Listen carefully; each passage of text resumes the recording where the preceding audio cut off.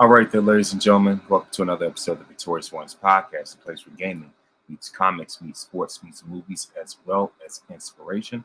Of course, I'm your host, King Von Jr. You can follow me on social media on Twitter at 301 King Von Jr. Yes, we still call it Twitter over here, not X. Twitter at 301 King Von Jr. You can follow the show's Twitter page at Victory Pod One. You can follow me on Instagram at Mr. King Von Jr. You can follow the show's Instagram page at Victorious Ones Podcast. I'm also the social media producer for the. I'm also the social media producer for the Unpopular Views Wrestling Show, Perfect Plex Talk Radio, hosted by Mike Knox on Mondays at 6 p.m. And of course, this past Monday we just had our best of show.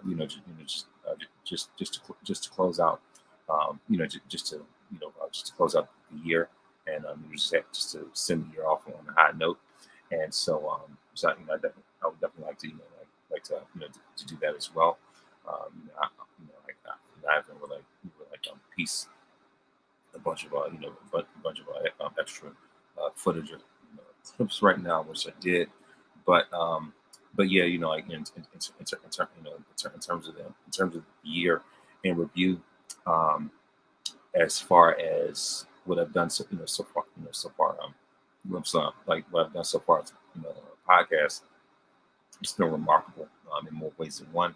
You know what I mean? So I'm definitely, like I said, as I've said before, I'm thankful for those that have been guests on the show and have become friends of the program, if you will. You know what I mean? So of course, like I said, when it comes to when it comes to just me as a podcaster, I know that I've grown, significantly, as opposed to last year, and also for those that are watching by way of YouTube, youtube.com/ at Von Resper Jr. and of course for those that are watching by way of Facebook, by way of the Facebook group, make sure that you click the StreamYard link in the description so that so that you can give so you give Facebook permission permission to show your name during the stream whenever you want to leave a comment.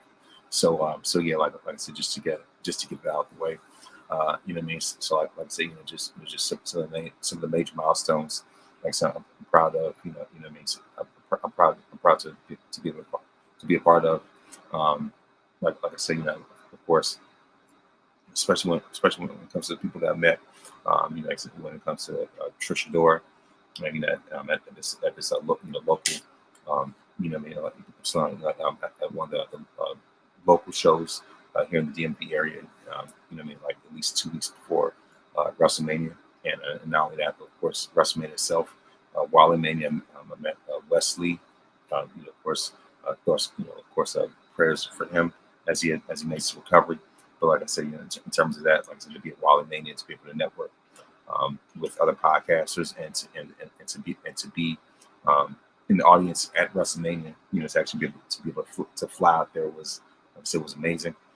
You know what I mean? So like I said, as far as that, and like I said, just when it comes to milestones in terms of interviews, like I see, of course, my first interview this year was with Cheap Pop Wrestling. Of course, a shout out to them for their for the fantasy faction. Like a fantasy faction pool that we do on Instagram. You know what I mean? So of course, for those that are on Instagram that like to connect with other podcasters, make sure to follow Cheap Pop Wrestling, and of course with that fantasy faction, it's great. It's amazing. It's entertaining as well. You know what I mean? So of course, like I said, I've had Luke from Cheap Pop. Of course, being a guest on my show. I've been a guest for his as well. You know what I mean? So of course, with that, I've been a guest for Ringside Society. I've interviewed Job Tears podcast, which is absolutely remarkable. It was absolutely amazing. What I mean? As a matter of fact, that's certainly one of the highlights of the podcast this year. I can certainly say that. You know what I mean? Like, just with the absolute confidence. It was, like I said, it was certainly an experience. It's almost like an extended episode of their show. So that's why I make sure to give them that platform. You know what I mean? So like I said, as far as interviews with them, interviews with Dr. D, with Dr. D's Wrestling Showcase. Mike Knox, of course, as I've mentioned before. You know what I mean? So as far as that, of course, of course, to be a BlurCon for for the wrestling panel as well. Like not only that, but also to be able to celebrate 100 episodes. That's an incredible milestone. Nothing to sneeze at all whatsoever. I mean, so of course, for those that have stuck with me throughout that time, thank you very much. And this is 100 plus and counting. And so I mean, like I said, as far as that, uh, of course, later on this year, I've also interviewed Black Wrestling. Another great highlight in and of itself. I've pretty much stepped out, on kind of like pretty much stepped out on a whole new arena in terms of merchandise, as far as release of shirts for the first time. You know what I mean? And so of course, those shirts are still available on the Big Cartel, on Big Cartel website. Just a little cheap plug right there. But yeah, like I said, those are some of the highs, of the podcast. You know what I mean? Like some of the things that, like I said, if I happen to miss anything, I mean, I don't mean to omit anything or anybody like that. But yeah, like I said, those are some more noteworthy things.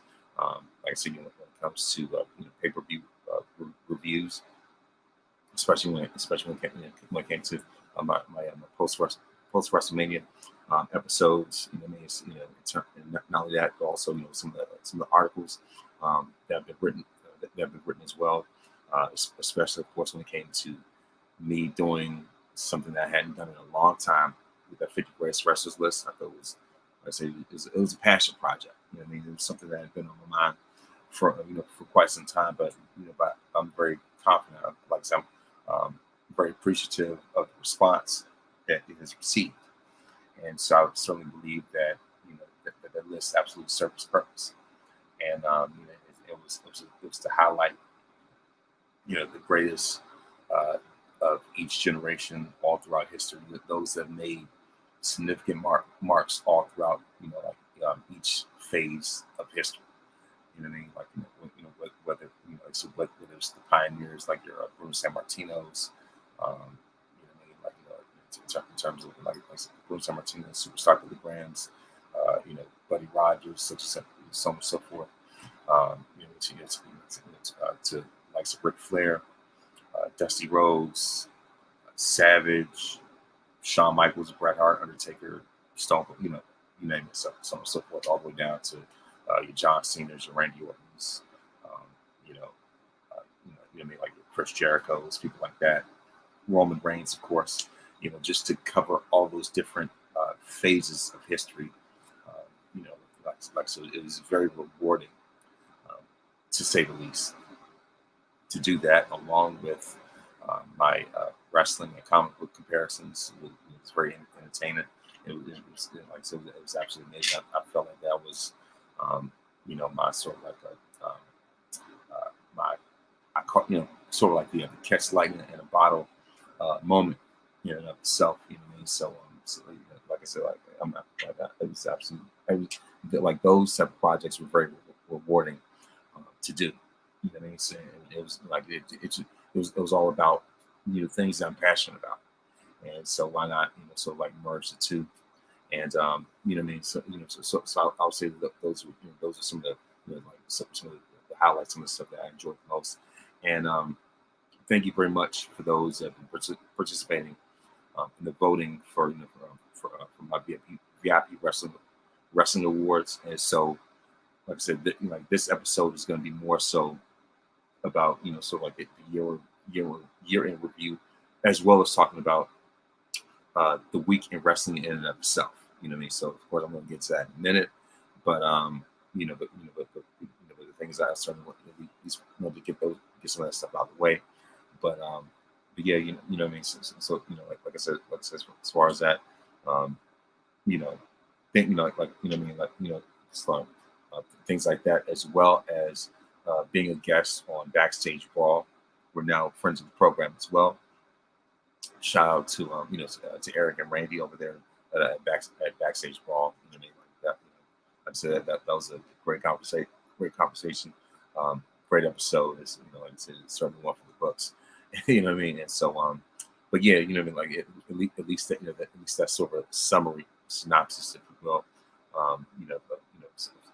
Some but sort of a summary, a synopsis or a rundown, if you will, of some of the at least of some of the more remarkable sort of like highlights of this year, you know, and so so as far as that, and also I wanted I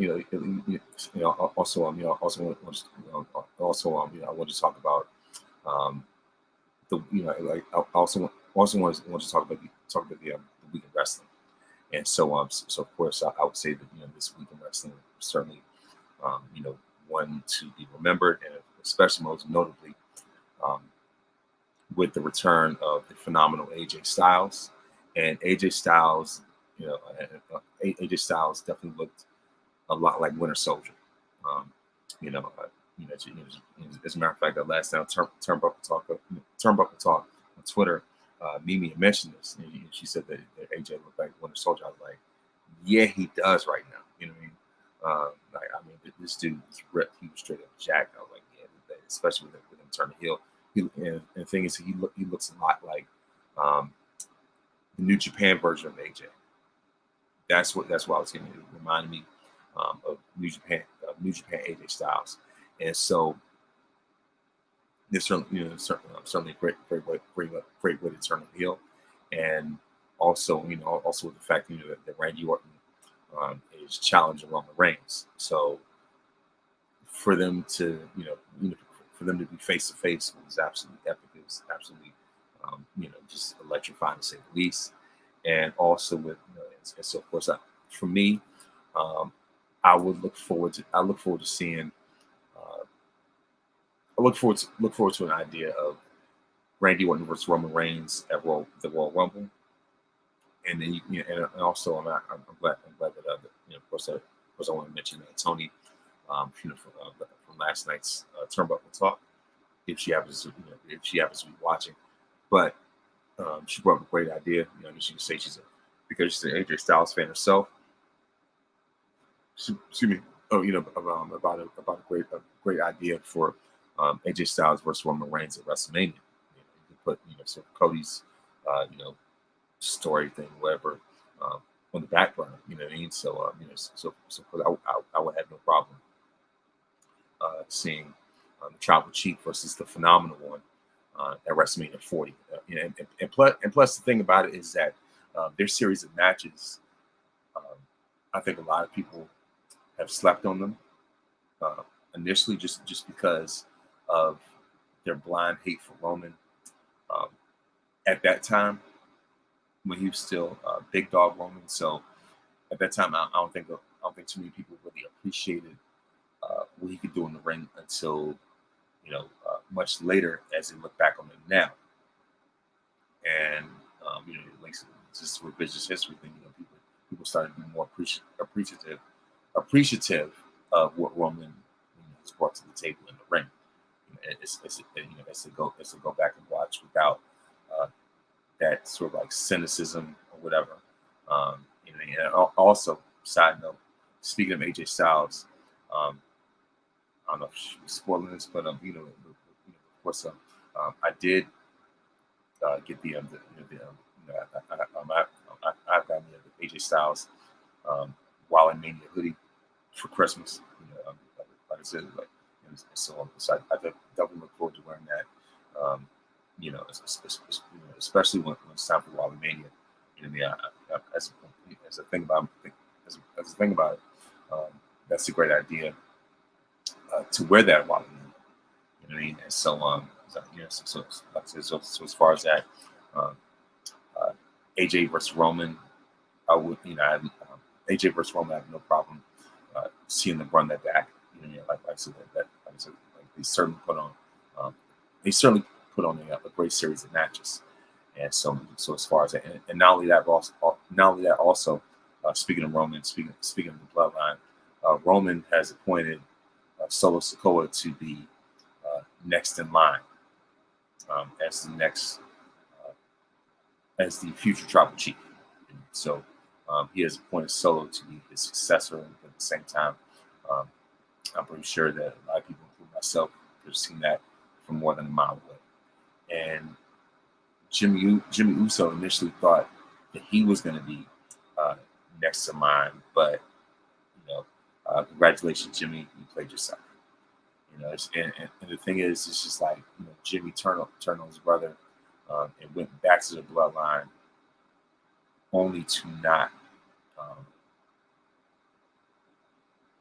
be appointed in that position, only to not be considered as the next in line. So you do all that, you sabotage, um, you know, the relationship with your brother,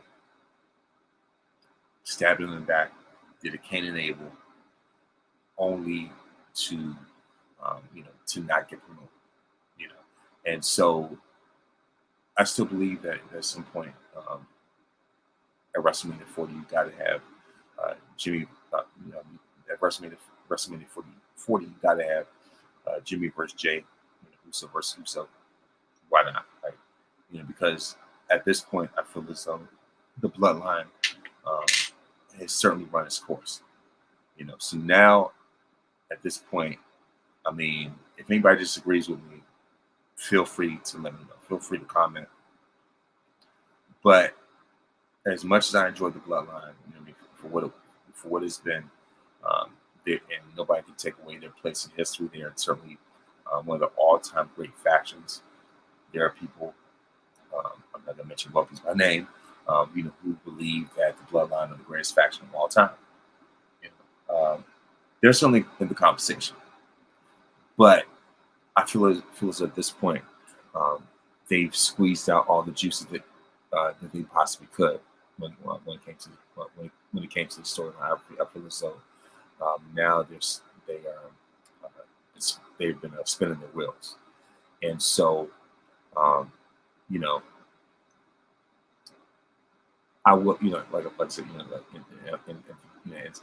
I say spinning their wheels, it feels like they're kind of like in like the NWO territory where they kind of like outgrew themselves and so, kind of like jump the shark and start and just adding like all these like adding all these extra members to the point where they had to branch off and create the wolf pack and everything like that. I feel like the bloodline has gone to that territory at this point because it's just pretty much like all it is just for the sake of Roman holding the belt, at least to the point where potentially he could surpass Hogan on the all-time longest title reigns list. Pretty much that's that. At this point, that's all it's like. This is really for right now. But also I'm not gonna lie, I do like the latest belt design. And the main thing, it's just like because initially, I was thinking about getting the blue Universal title, especially since it's like pretty much been retired at this point. But it's something about this. It's something about about that I think gold design that something about that the gold that gold center plate that really catches my eye. It really catches my attention and catches the attention of a lot of the other people to the point where it's been used for marketing now. You know what I mean? So it's so it's the new official title, and so on, and it really sticks out the most. As a matter of fact, I would even probably say that I like that even more so uh, than the blue WWE title, right? And so yeah, you know what I mean. So as far as that, I will say that um, the faction itself is kind of winding down, kind of running its course. But of course, Randy Orton, still wants his vengeance, and his thing is to take out the bloodline, one by one, piece by piece, especially since now they're all under the same umbrella. And I've said it before, the things I've said before on Facebook, I don't care what anybody says. I don't care what anybody says at this point. SmackDown is now truly the A show. The fact that you have Roman Reigns, Randy Orton, AJ Styles all under one roof. Side note, all three of them are on my top 50 list. But yeah, let's need to get more there. But also, speaking of SmackDown, my thoughts and prayers go out to Charlotte Flair because she seriously injured herself, and it was a very very severe knee injury. It was just catastrophic to the point where she will be out for 9 months. And it's been said that this injury is even worse than the ACL, where she's going to have to undergo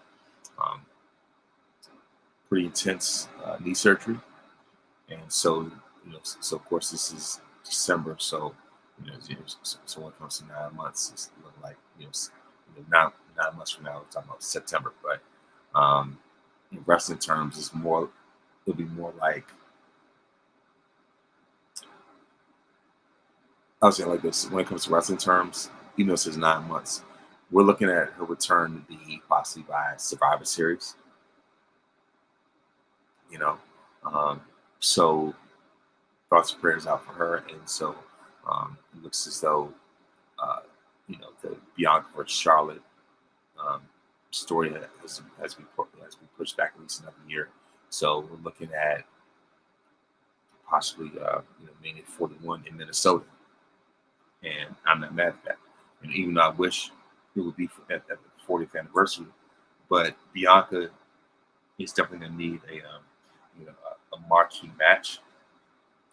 And initially, I pitched the idea of Jade Cargill.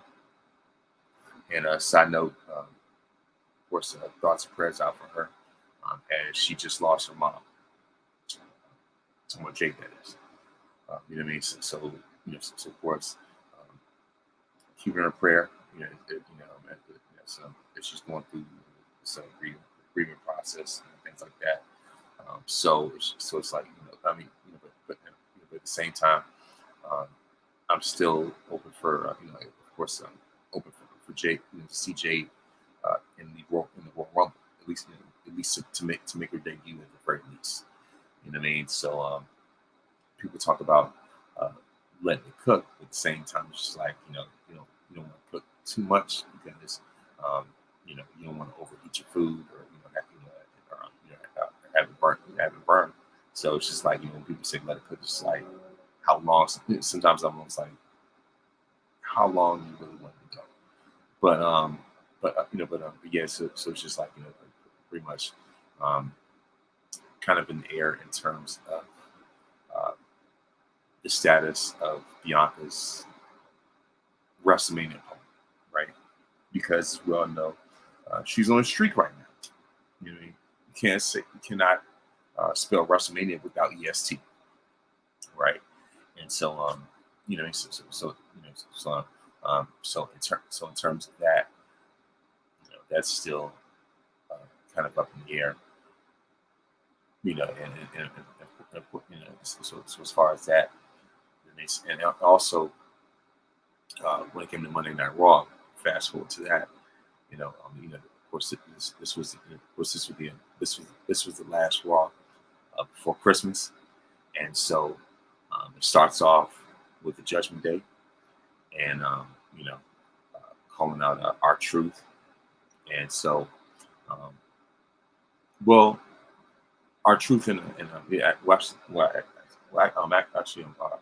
R-Truth came out, and he wanted to be the peacemaker. He wanted to bring reconciliation because he knew that there was a lot of tension going on between himself and Judgment Day, and so so of course even though everybody knew that there was going to be a Miracle on 34th Street match, and so Truth was looking for an opponent.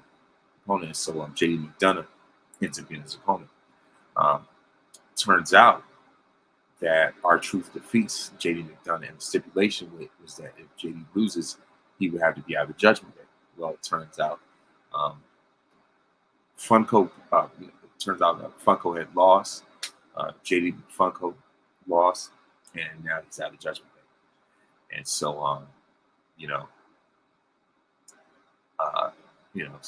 so of course, with that now, R-Truth is now part of Judgment Day. So now we see far more comedic element to the Judgment Day at this point. And in terms of humor, shout out to the Kofi Kingston dressed up Santa Claus, Kofi Claus. You know what I mean? And of course, he gave Kaiser a lump of coal. You know, I thought that was funny, and of course, like I said, I'm saying, of course, shout out to Kofi Kingston, shout out to New Day, and everything else that they did. And of course, you can't have special have things like a Christmas special without them being involved at some point. You know what I mean? So of course, it was great to see Kofi dressed up as Santa Claus. You know what I mean? And so of course, I thought that was funny. And of course, Seth Rollins had his Christmas Christmas colors on, and I thought that was great. And also, Becky Lynch and Nia Jax, confront each other, and so Nia continues to hold it over her head that she quote unquote made Becky Lynch made Becky because of that punch, and so she was telling Becky that she was lucky that she didn't follow through all the way with that punch. Otherwise, it would have been worse. And Becky challenges Nia, to hit her again. And so Nia's like, "No, I'm not going to do that." So as Nia's walking away, she mentions Becky's daughter. Brings up the family, and right there, that set Becky off. And so Becky goes out, jumps Nia's back, and attacks her, only for Nia to knock her off, right?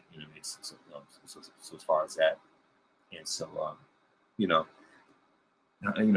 so of course, I could definitely see Nia versus Becky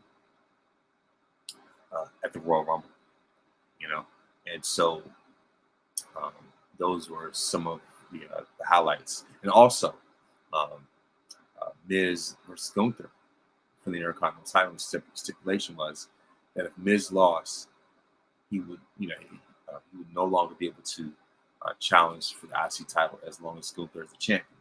So Gunther ends up winning and retains the Intercontinental title and extends his record as champion even more.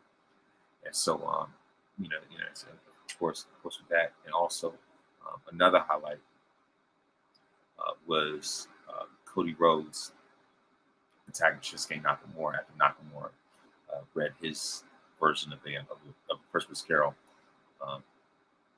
as he insulted Dusty, and so Cody, Cody is the definition of on site, obviously, and so those were for me the highlights when it came to Raw, just when it came to SmackDown, on Raw, and also on NXT. Starts off with Trick Williams and Carmelo Hayes, and so Melo, offering to at least to Carmelo, who else? We see Carmelo Hayes trying to share credit with Trick Williams, saying that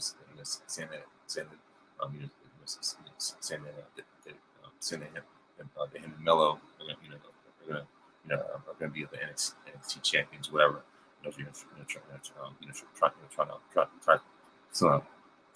Trying to take credit and not allowing Trick to shine on his own, and Trick, of course, Tripp's whole thing was, like, let me do this on my own. Let me succeed on my own. Let me be my own.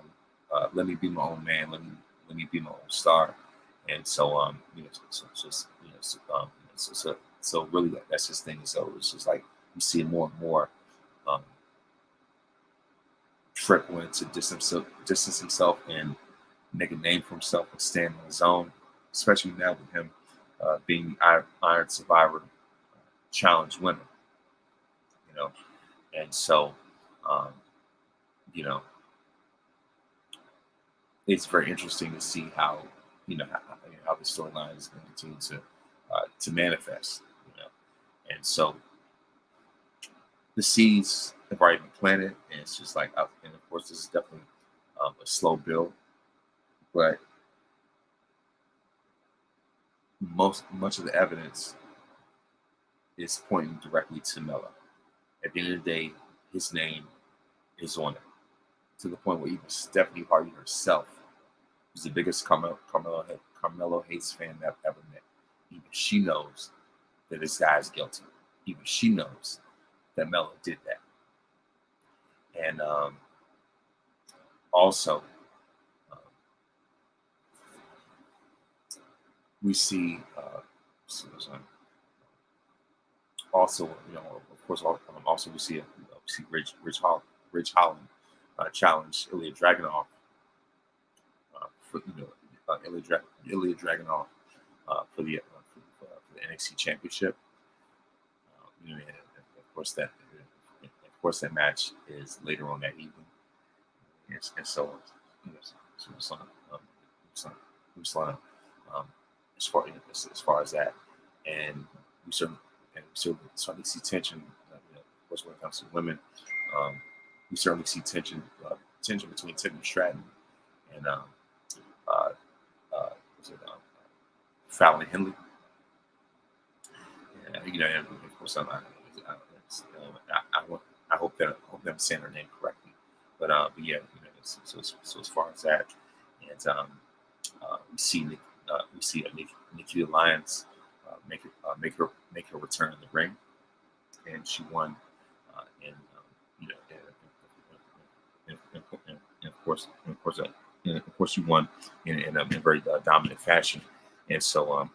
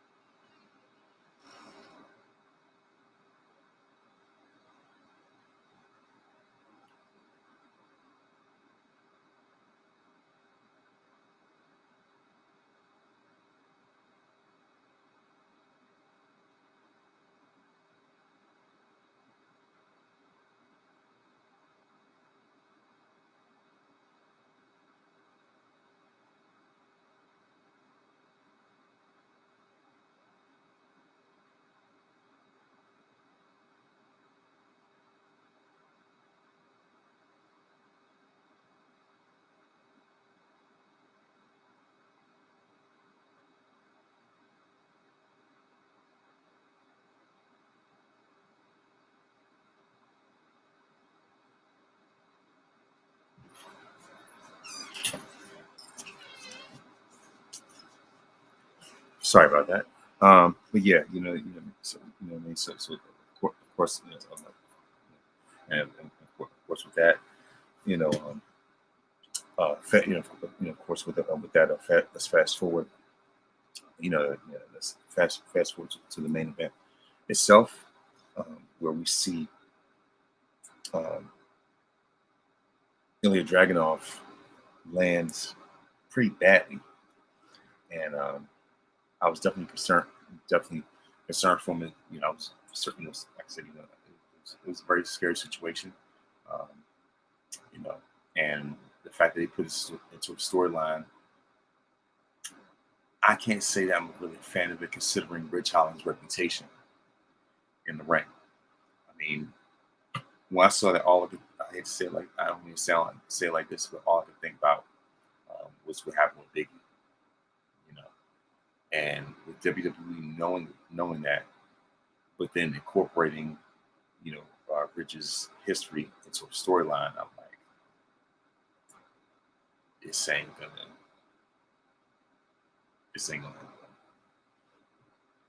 I'm not the biggest fan of that. That's just me. So those, if anything, that's my those are my thoughts on the week in wrestling in and of itself. And also, I want to give my, of course, sorry about that. Also, I definitely want to give my year in review when it comes to 2023. Of course, this year, this year in January, we saw Rhea Ripley win the women's Royal Rumble, along with Cody Rhodes winning the men's Royal Rumble. In February, we saw in February NXT had their version had Vengeance Day, which took place which took place on Valentine's Day, and of course later on that month, of course we saw the Elimination Chamber as Roman Reigns defeated Sami Zayn in the Elimination Chamber, which was held in Montreal after Sami.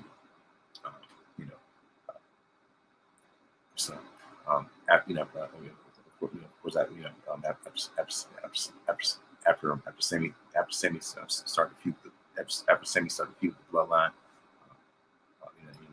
after that, after Sami turned face, turned on the Bloodline, and so of course Roman took his anger out on Sami, and defeated him in Sami's hometown of Montreal, and it was a great match in itself. And of course, fast forward to April, fast forward to the spring, and that was when NXT had stand and deliver on WrestleMania weekend. It's Carmelo Hayes defeated Braun Breaker to become the new NXT champion, and that same weekend, of course, as I've said before, was WrestleMania 39. Night 1 and night 2 were absolutely phenomenal of itself. For me, the highlight of night 1 was Charlotte Flair versus Rhea Ripley for at the time the SmackDown Women's Championship, which is now the Women's World Championship. It's like a World Heavyweight title. But yeah, Rhea won and made up for what happened 3 years ago when she lost to Charlotte, and clearly Rhea wasn't ready. But Rhea avenged that loss in epic fashion, and she's never looked back since. Also, in night 1, we saw Sami Zayn and Kevin Owens defeat the Usos to become the new undisputed tag team champions. And, of course, also the same night earlier, Seth Rollins defeated Logan Paul. Austin Theory defeated John Cena. Seth Rollins defeated Logan Paul. Austin Theory defeated John Cena.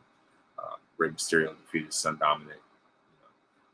Those were the highlights of night 1. And then we get into night 2, where Brock Lesnar defeats Omos and gives the Nigerian Giant an F5, probably like the biggest F5 that Lesnar has ever done. So of course, with that, we also see Gunther retain the IC title as he defeated Drew McIntyre and Sheamus in a great triple threat match. Great triple threat match, even a match of the year candidate. Edge defeated Finn Balor, and of course, Edge defeated Finn Balor in Hell in a Cell. Even though I wish Finn would have won, that's not here nor there. So for Edge to go out on top and win in his last WrestleMania match, and that was the first and only time I've ever seen Edge at WrestleMania. So there you go, leaving on top, right? Bianca Belair defeated Asuka to retain the Raw Women's Championship. So in Los Angeles, Bianca had a three-peat, and she had a great entrance as well. Shout out to the Divas of Compton. Like I said, so I felt like this. As soon as I saw the entrance, I was like, yeah, Bianca's going to take it, and she did. And so Bianca had a three-peat in Hollywood, just like the Lakers three-peat. Established herself more as Miss WrestleMania EST. And so of course with that, and the main event, of course, was Roman Reigns versus Cody Rhodes for the Undisputed WWE Championship. Roman won. The right guy won. I was happy with the Tribal Chief won, so I acknowledge Roman for that. And then a month later in May, we have Backlash, and so of course the highlight of that was Damian Priest. Damian Priest versus Bad Bunny in that Puerto Rico street fight match, and Bad Bunny was absolutely spectacular. And of course, he defeated Damian Priest. And of course, a shout out to Zelina Vega for having the title shot, and she made the most out of it in her match against Rhea Ripley. And of course, Rhea obviously going to win. And so and of course. Later that month, we have Night of Champions. And so that night, Asuka defeated Bianca to become the new Raw Women's Champion. And the Usos defeated, of course, the Usos defeated Roman Reigns and Solo Sikoa. And at the end of the match, the Usos gave Roman, of course, at the end of the match, the Usos gave Roman the double super kick. Oh, wait a minute. Let me go on a backtrack as well. This year, we also saw the return of WWE Hall of Famer, women's wrestling legend, icon, the one and only. As a matter of fact, her birthday was this past Monday. The one and only Trish Stratus. Stratusfaction, baby. And so, after WrestleMania, Trish turns heel, kicks off a feud with Becky Lynch. And so their first match was at Night of Champions, where Trish picks up the win thanks to Zoe Stark. And so of course, Trish goes on to have a very impressive return run. Thank you, Trish, by the way. So of course, as that, and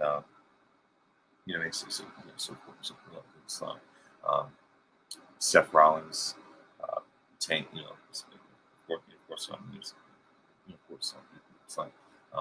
Seth Rollins becomes the new world, becomes the new world heavyweight champion, and so of course with that, like I said, Night of Champions, it's definitely a conversation.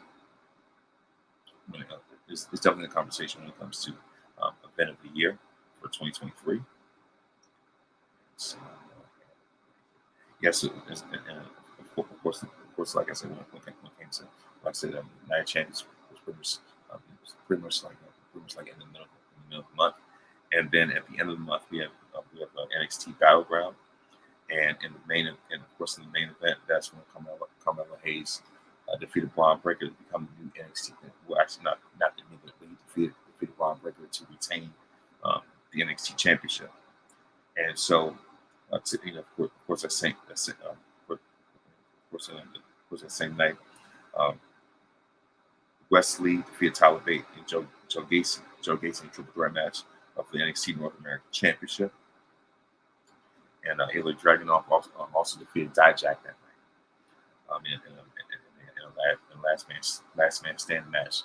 And Dragunov has had a remarkable year. 2023 has been a year for him. It's been an amazing year for him. So in July, we see, of course, in July we have Money in the Bank. And Io Sky wins the Money in the Bank for the women. Damian Priest wins the Money in the Bank for the men. And in the main event, we see the Bloodline Civil War as the Usos defeat Roman and Solo again. This time, Jay pins Roman. So, so that was a monumental moment. And for me, I would say it was the highlight moment. It was one of the key highlights when it came to this Bloodline story arc, because the focus of the foundation of the Bloodline story arc was all about Roman and Jay and their dynamic in that relationship, dating back to the Hell in a Cell match, and so for Jay to pick up a massive victory, especially for him to be the one to get the pin on his toxic gaslighting cousin. You know what I mean? That was certainly, vindication. That's where I was. I mean, like I said, that was a much deserved and much needed vindication for Jey Uso. Right? And so in July we have Money in the Bank. I mean, not Money in the Bank, but of course, that same month we have the NXT Grand American Bash as Carmelo Hayes defeats Ilya Dragunov to retain the NXT Championship. And of course, in August, I mean, what else can you say? It's SummerSlam, the WrestleMania of the summer. And so, of course, congratulations to those who were able to make it to SummerSlam. I mean, Wilkins and Janelle from the Jobber Teach podcast, Brian H. Waters, Queen PR, Ciandol, and Justin made it out there as well. And actually, you know what?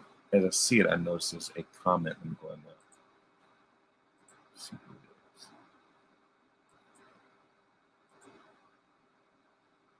Hey, good evening to you as well. Like I said, I'm sorry about that. I just happened to see that comment just now.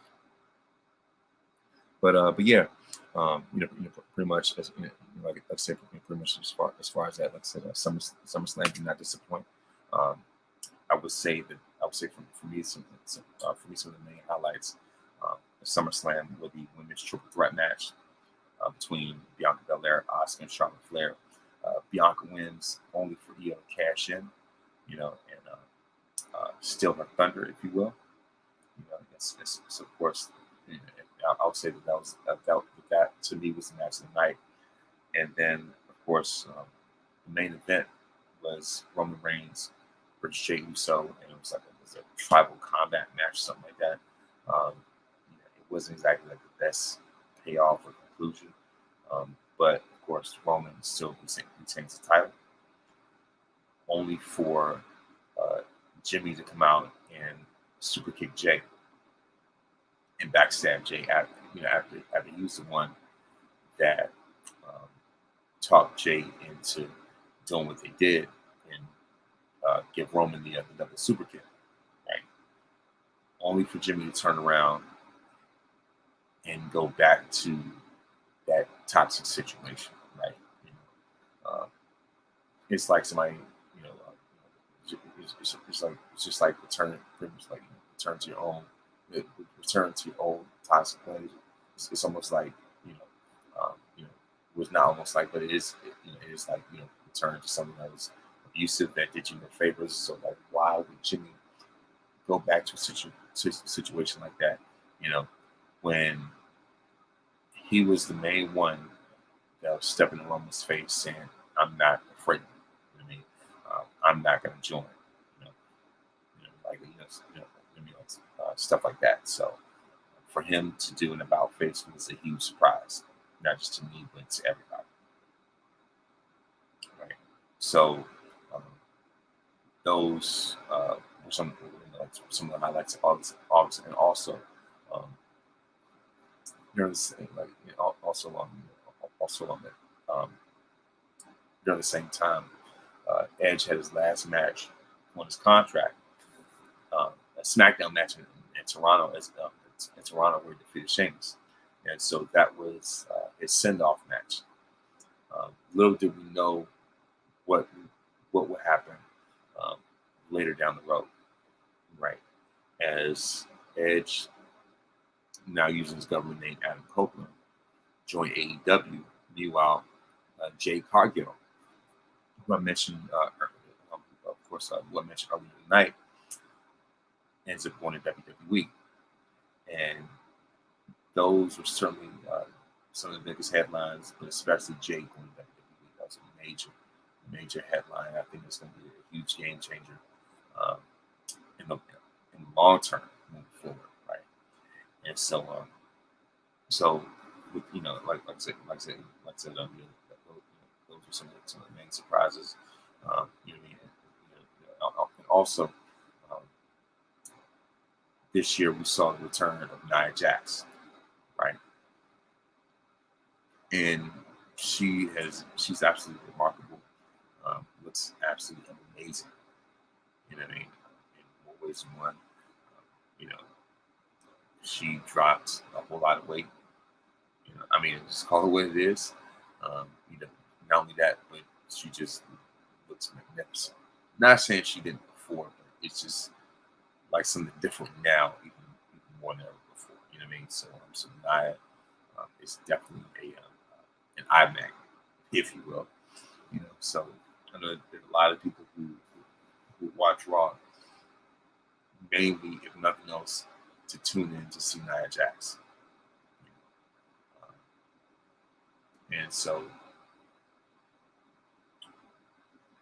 now Nia has inserted herself as another major threat to Rhea's world title, right? So we see Nia's return. We see Trisha's return run. You know what I mean? And so you know what I mean. So we just see uh, some we see so many different changes, and also and um, later on in September we have let me get this real quick. Later, from later on in September, we have WWE Payback, which took place in Pittsburgh, and so that night we see Becky Lynch defeat Trish Stratus in a steel cage match to end their rivalry, you know, and so of course thanks to Zoe Stark, Trish loses, and so this was the send off of Trish, at least for right now. So all I have to say is once again, thank you, Trish. That's why I'm wearing the shirt, right? Um, very deserving of a legendary figure, and of course she put out some of the best work on the mic, you know, in in a long time, and it really just some of the best mic work, some of the best character work. Heel Trish is absolutely gold. You know what I mean? Like it just comes on natural. You know what I mean? Like that's what made it so special. And so um, for her and Becky to have um, fantasy feud, if you will, come to life, something great to see, right? And speaking of dream matches, once again, I'm gonna go ahead and show this. Shout out to Dream Match Wrestling for these epic matchup shirts. Of course, especially with Trish Stratus with Sasha Banks. And it's definitely one of my favorites. In fact, like this is one of three that I have. One of three that I have. The other two being Bret Hart versus Kurt Angle and New Day versus the Elite. So just a cheap plug right there. Like I said, shout out to Dream Match Wrestling for an epic shirt and an amazing shirt. That I definitely want to wear during the stream, right? But yeah, of course with that, with Payback, we also saw LA Knight defeat The Miz. See Rey Mysterio defeat Austin Theory. Of course, you see Rey Mysterio defeat Austin Theory in the match for the United States Championship, right?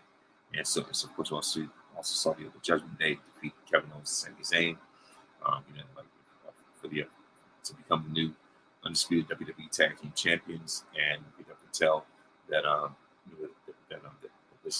Kevin Owens was greatly inspired by Terry Funk. Rest in peace to Terry Funk, of course. Um, who passed away during the same time. So that was KO's tribute to Terry Funk. And so, of course, Rhea Ripley defeated Raquel Rodriguez by pinfall. And so this, of course, not long after this on Raw, this is when around the time that the Nia made a return, as she targeted Ripley and attacked her, and then gave her a banzai drop. So all that happened after Rhea already defeated Raquel to retain the women's world title, and so of course the main event of that night of Payback, so Seth Rollins beat Shinsuke Nakamura to retain the World Heavyweight Championship. So that was so of course that's what happened in September, and of course also later that month we saw WWE No Mercy. So of course that night Becky Lynch defeated Tiffany Stratton to become the new NXT Women's Champion. That was a great match in Match Nation. I would say that was the match of the night and a candidate for Match of the Year in Match Nation. And that same night, we also saw Ilya Dragunov defeat Carmelo Hayes to become the new NXT champion. In October, we have WWE Fastlane, which takes place in Indianapolis, Indiana. And that night, I was watching it at a watch party hosted by Dr. D.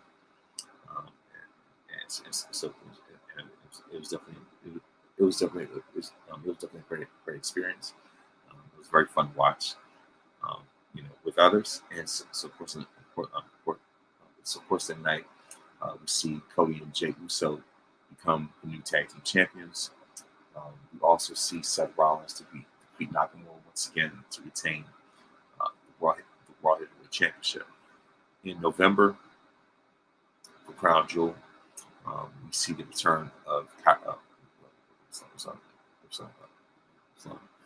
we see the return of Kairi Sane to help Io Sky retain the women's championship as she defeated Bianca Belair. Rhea Ripley won a fatal 5-way match to retain the women's world championship. The women's world championship, excuse me. And of course, in the main event, we saw Roman Reigns defeat LA Knight to retain his undisputed WWE championship. But later that month was certainly a major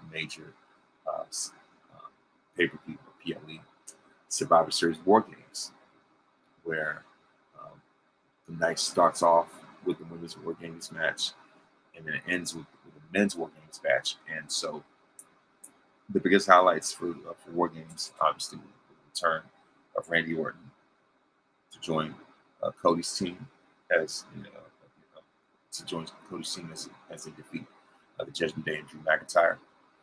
And not only that, but also we saw the return of Chicago legend CM Punk, which set the internet fire, right?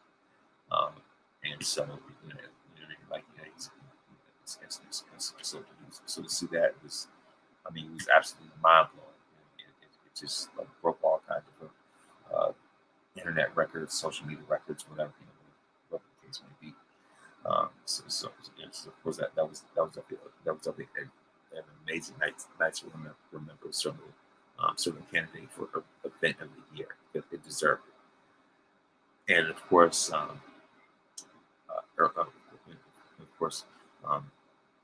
earlier this month, about a couple weeks ago, WWE, of course, had the last PLE of the year.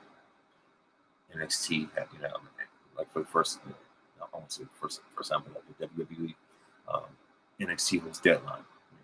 Of course, um, the highlight for me was Trick Williams becoming the men's Iron Survivor winner, and also Ilya Dragunov uh, defeating Baron Corbin to retain the NXT Championship. So that is your year in wrestling review, you know. And also, let me go and backtrack. Earlier this year, we saw Sasha Banks make a return as Mercedes Moné, and of course, she became, like, at least briefly, um, became the women's IWGP champion, stuff like that. As opposed to we saw a return. We saw the return of Training Fatu, TNA, right? And so it was definitely a huge year for returns. It was a great year when it came to wrestling itself, when it came to business, when it came to match quality, like just when it came to content in and of itself. This is certainly my estimation of a very noteworthy year, and very noteworthy year when it comes to wrestling. And at least one more thing. I definitely got to address this when it comes to Marvel, because once again we do talk about comics, we do talk about movies on this podcast, and so there's no escaping it. Of course, Marvel has cut the cord with Jonathan Majors playing Kang, and so my thing is to either recast him with someone like a John Boyega, Aldous Hodge, Damson Idris, Frank Saint from Snowfall. No, to me, would make a great Kang. Either do that or just, if nothing else, I think the best thing to do is just to just to hit the reset button and start over from the jump in and just scrap the Kang character, scrap all the variants and the multiverse and all this other stuff because clearly it's not working, right? So, at least in my estimation, I would say, just to cut the cord with all that and just unleash their ultimate game changer himself, Dr. Doom. Like I said, it's just going to launch the Fantastic Four. Unleash Dr. Doom, especially when it comes to Secret Wars. You need to have him in there anyway. So those are just my thoughts when it comes to Marvel, and I've already shared my thoughts when it came to the year in wrestling review. When it comes to the product itself, the TV, as well as the highlights for me as a podcaster. You know what I mean? And of course, this year, those wrestling girls celebrated their 5-year anniversary as well. So, so as far as like those milestones, I definitely want to celebrate those. I definitely want to acknowledge those. And, of course, this has been, like I said, a great year. I look forward to even more in 2024. Rhymes, there you go. So that concludes this week's episode of the Victorious Ones podcast. And I hope that, of course, that you all enjoy your holiday, have a Merry Christmas, have a Happy New Year, and see you in 2024.